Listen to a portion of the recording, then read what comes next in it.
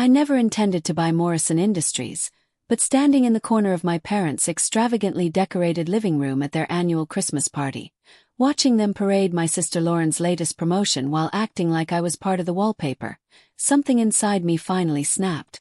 "Did you hear Lauren's news?" my mother exclaimed to anyone nearby, champagne trembling in her perfectly manicured hand. "Senior Vice President of Operations at Morrison, and she's only 32. I nursed my water quietly, trying to fade into the luxury drapes. At 30, I was the family disappointment, or at least that's what they believed.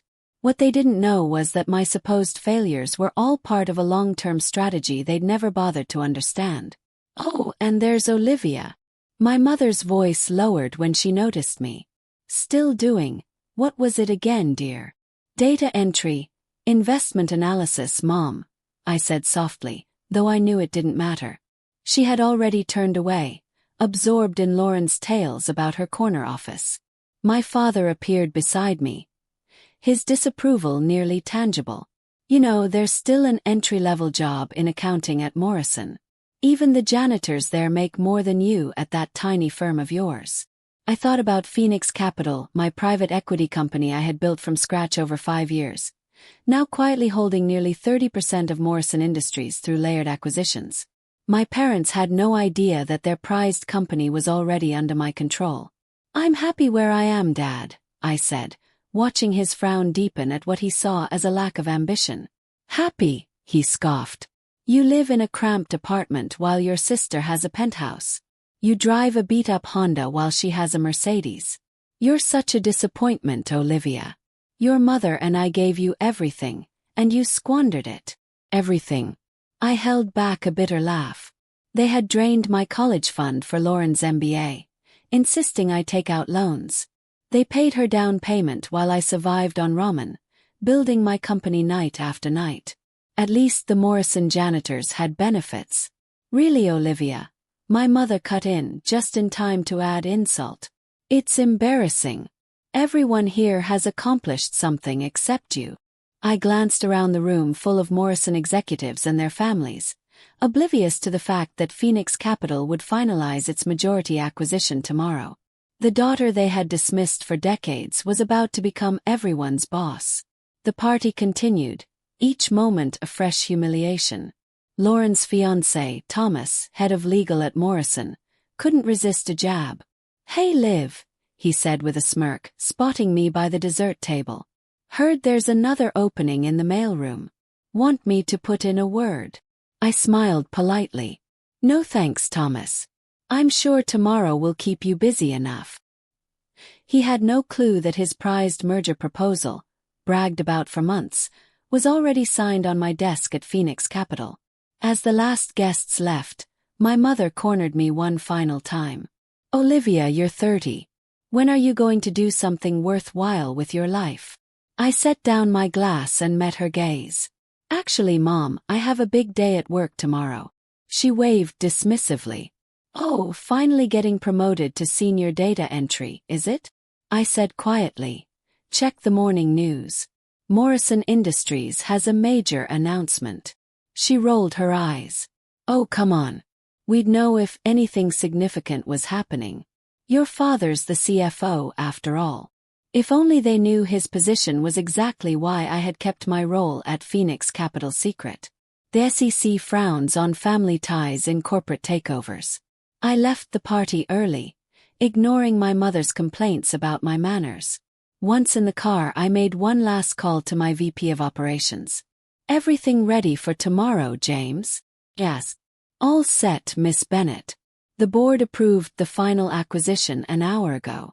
You'll be announced as the new CEO at the 9 a.m. meeting," he replied.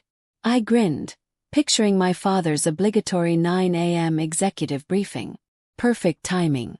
Make sure all the documents are on my desk first thing for signing. That night sleep eluded me.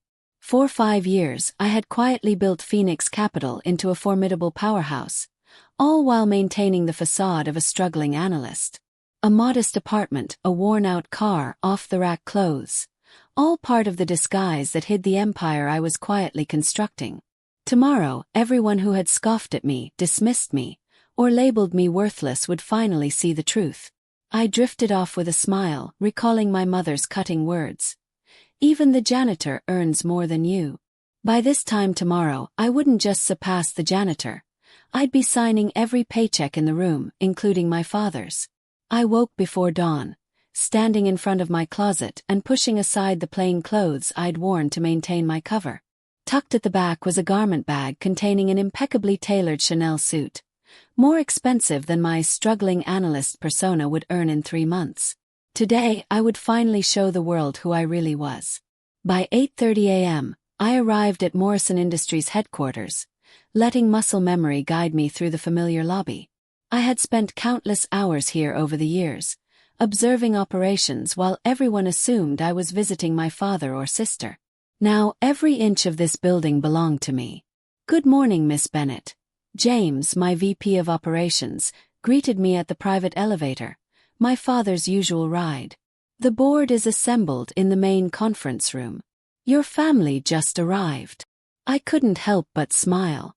How many times had I been told I wasn't good enough to enter that room? "And all the papers are ready for signing?" "Yes, they are," he confirmed. The elevator opened onto the executive floor. Through the glass walls, I could see the conference room crowded with familiar faces. Board members, executives, and my family.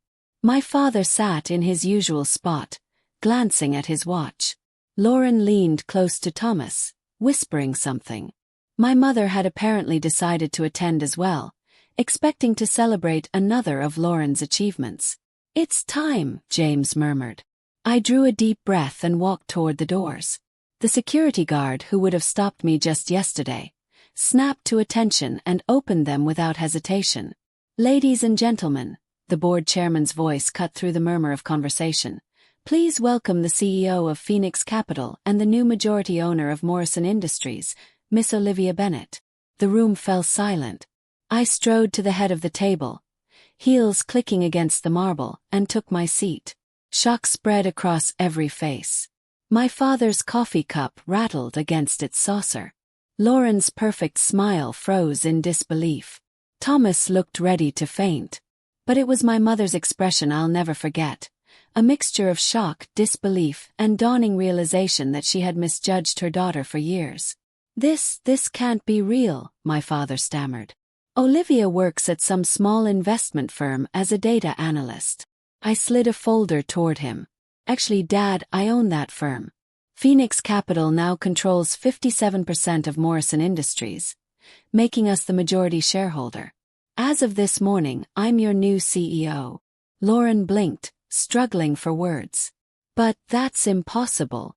Phoenix Capital is worth billions. 4.6 billion to be exact," I said smoothly. "Though I suppose I still lag behind the janitor in benefits, right, Mom?" Her face shifted through every shade, red, white, then a touch of green.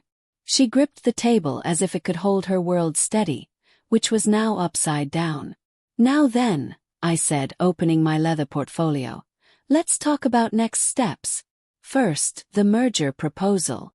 I turned to Thomas, who somehow seemed smaller in his expensive suit. "Your work on this was inadequate. We'll be bringing in outside counsel to revise the terms." Thomas swallowed hard, and I noticed Lauren's hand slip from his arm. "Next, let's talk operations," I said, meeting Lauren's eyes directly. "Your department's results have been underwhelming. We'll be initiating a full audit starting tomorrow."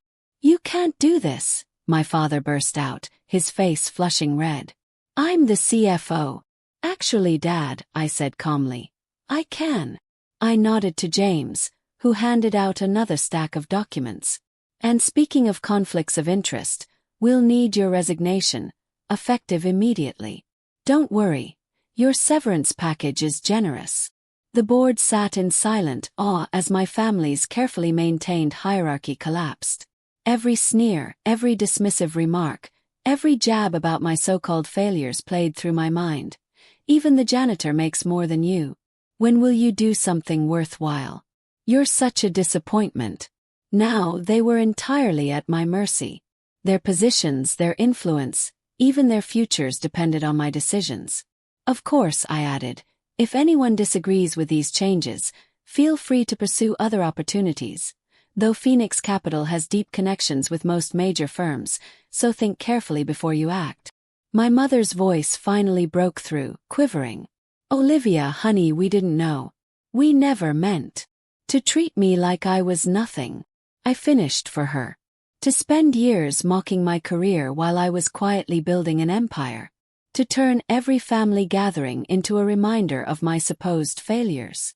We were just trying to motivate you, my father mumbled weakly. Well, I said, smiling. Congratulations. The work.